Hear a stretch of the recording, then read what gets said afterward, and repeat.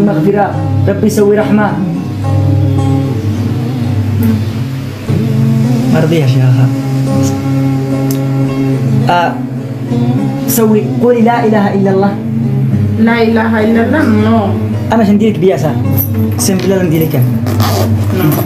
ها خلينا ندخلك الإسلام. namni tokko amantaa ofii amantaanii qarshiidhaan illee hin bitamu waan ofii iyyuu hin qixxeeffamu. Dhaggeeffadha ijoolleen keenya ijoolleen biyya Arabaa keessa jirtan ijoolleen madaamii keessattuu iyyuu waan kana dhaggeeffadha.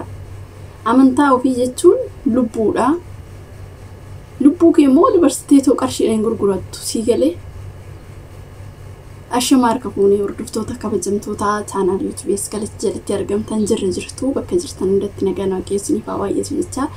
Egaa akkuma argitan namichi kuni Arabni kuni maal jedhanii mucayyoon tuni afaan hin beektu jedhanii ijoollee baay'ee gaafadheen ture gara keessan illee barreessan ture warreen itti dhiyaatan ijoollee itti dhiyaatanii afaan illee hin beektu jedhanii ijoollee mucattiin ortodoksiidha. Akkuma argaa jirtan fannoo godhatteeti jirti. Fannoo kana musliima ta'ii jedhaan musliima ta'ii qarshiisii kenna jedhan akkuma argaa jirtan jechuudha. Qarshiin mucattiin tun afaan hin beektu maaliif akka inni jedhuun illee hin beektu. Ishiin hin diddii inni immoo giddiidhaan ittiyyee yaa'u kan hin sodaatu waan ta'eef lubbuu ofiitiif namni baay'een hin sodaata. Garuu waan ofii iyyuu osoo ta'ee afaanis beekii baadhu amantaa kee dabarsitee hin kennin.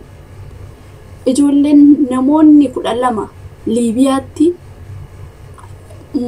masqalii morma kiyyaa hin kutu jechuudhaan masqalii fannoo ofirraan kutu jedhaniiti kan isaan lubbuu isaanii dhabanii jechuudha. Nuti ortodoksiin jechuudha isaaniin nuti yoo baqa waa'ee amantaa keenyatti irratti jenneeti yeroo hunda kadhannaan nuti goonu yookiin immoo isaan namoonni 12 sun Liibiyaatti ajjeefamanii amantaa isaaniitiif garuu immoo ati dhuftee dheengadda dhuftee isa wajjin dubbachuuf kanaafillee bakka hin qabaatina amantaa keejjaniifillee abbaa fee maal hin taane haaddisii ta'ii maal ta'ii waa'ee amantaa keetii ani dhugaa dubbachuuf waan isaan galateeffadhu. Ani oggaa baay'een isaan bira taa'e garuu amantiin kee maalidha jedhaniitu iyyuu kan nama gaafannee ni jira. Tokko immoo beeksanii kan mucayyoo tana fuudhuu barbaade immoo hiriyaa godhachuu barbaadetu immoo kan waa'ee amantaa ishii waan barbaadetti amanuudha mirga qabdi. Kanaaf ijoolleen keenya yeroo baay'ee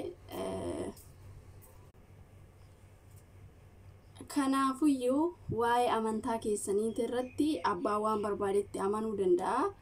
Kanaaf bakka hin qabaatinaa isiniin jechuu barbaadetan obboloota koo. Amantaa kamiyyuu maan taane waan barbaadetti amanuu dandeessaa mirga keetii. Kanaafuyyuu namni tokko amantaa kana hordofii gaafa isin jedhee qarshiidhaan miti kan bitamu amantaan. Kanaaf kuni waan kanaa kuni sirrii miti. Ijoollee aaraas taatee ijoolleen duraas ta'ee kanaafuyyuu ani maaliif yeroo baay'ee jechuudha yeroo baay'ee ani amma dhugaa dubbachuu fi waggaa dheeraa manuma Arabaataan ture manuma musliimataan ture gin guyyaa takka dhugaa dubbachuuf amantaan kee maalidha jedhanii toona gaafatanii beekan.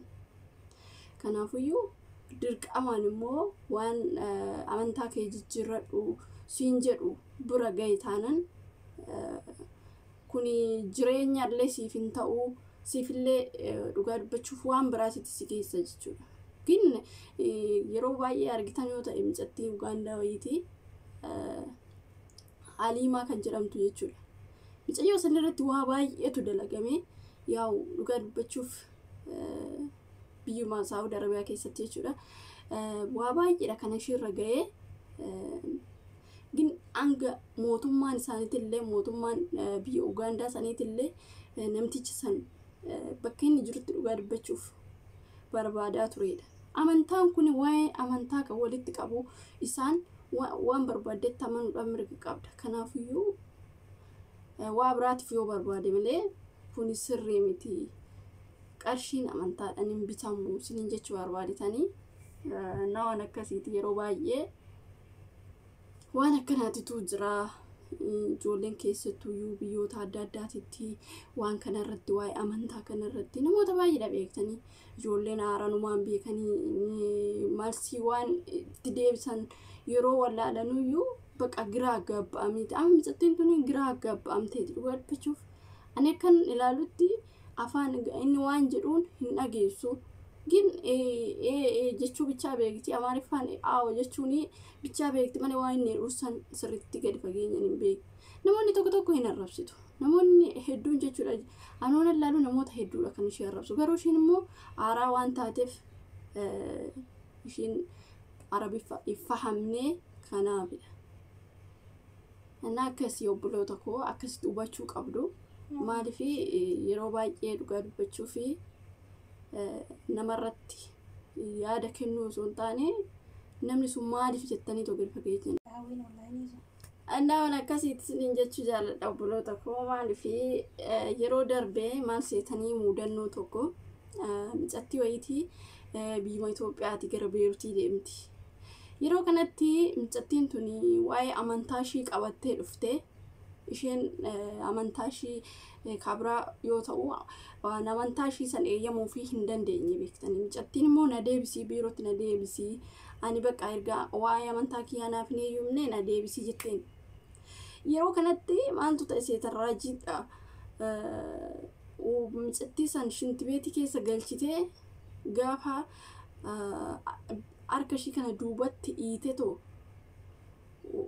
yookiin immoo fannoo yookiin irraa fannoo san ishii irraa muruudhaaf gaafa kaatu wanta ittiin muramu wayii kan hadiida muran yeroo baay'ee suurri sun deddeebi'aatu ture gin inniitis suni inni gaafa ishii irraa muruu dhaqxu harkuma ishiitti deebi'ee harka ishii qabee dhugaa dubbachuuf raajiidha waan akkanaa kun. Kanaafiyyuu isheen akkas taate muudannoon kuni namoota baay'ee barumsa ta'aa ture yeroo darbe jechuudha. Waan kunillee ture jira. Ammas immoo yeroo amma namtichi kun kana jedhee fi amma waa'ee amantaa kana barsiisuudhaaf micattiin tun aaddisiidha. Uumaa hin beektu gaafa baqa qarshii kennee fi isheen qarshii 510 fakkaatti yaa'u sirriitti hin hubanne. Gaafa kennuu fi isheen laa jettiin bichaa hin barbaadu hin jettiin akka isheen arabiffaan beekne ni argitu hundi keessanuu jechuudha. Arabiffaan dandeettu micattiin tun waan inni jedhuun hin beektu.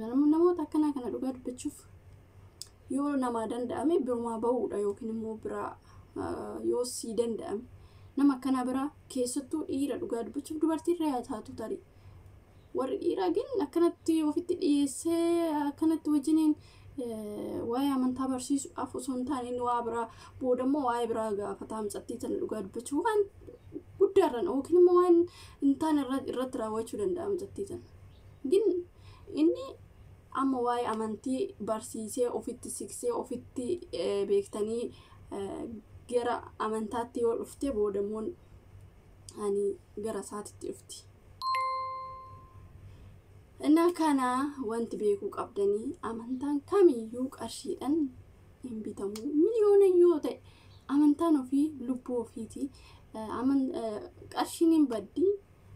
Wanti qarshiidhaan bitamu meeshaa ta'e malee wanti qarshiidhaan bitamu hin jiru. Kana isiniin jedhaa turtii gaarii qabaadhaa.